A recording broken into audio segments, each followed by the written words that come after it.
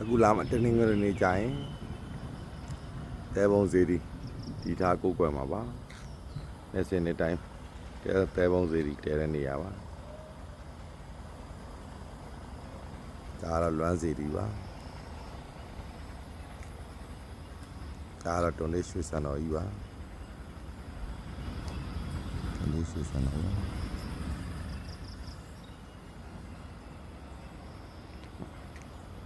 လွမ်းစီတနေ့ကနေကြရင်တဲပုံစီတဲပါမယ်